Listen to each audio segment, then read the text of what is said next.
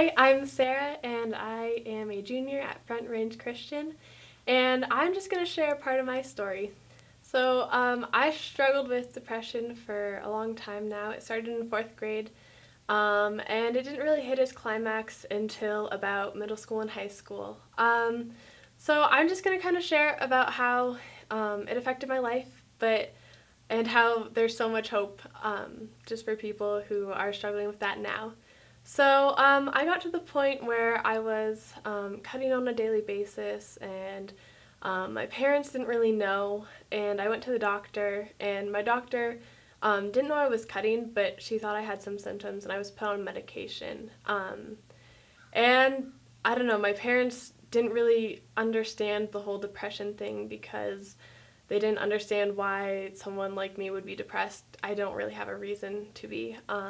But so the medicine didn't help, but I started cutting even more, and I got to the part where I was hospitalized for suicide prevention.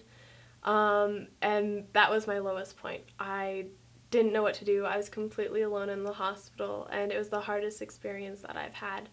Um, and I met so many people in the hospital just who were there because either they tried committing suicide or they were about to commit suicide, and they were there for the same reasons that I was. And it kind of hit me that I wasn't alone in this. And so I guess I just want to tell people that you're not alone, that even though it's so hard to realize when you're alone and you feel like no one cares, that there are people who love you, and it would just hurt them so much, and they would so much rather have you talk to them than for you to end your life. And no matter how hard it is to tell people what you struggle with, or whether it be cutting or depression or anything along those lines, there's always people who are willing to listen, and the people who love you are the ones who will be there through it all. And yes,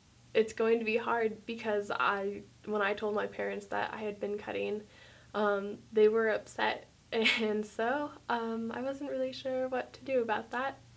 But after that, I had a lot of support from them, and um, I don't know, my friends, I lost a couple friends because of that, and but I gained some more, and it's not the end of the world. Yes, I struggle with that, and sometimes I still do. It's not a complete fix. I have been in intense therapy. I'm no longer on medication, and I don't cut anymore.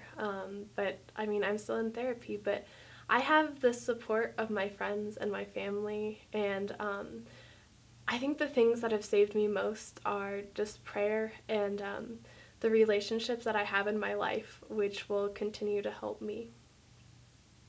The thing that I want to leave you guys with is that it gets better, and that no matter how hard life seems or how depressed you feel, that no matter what, things will get better. It maybe get worse before it gets better, but it always gets better.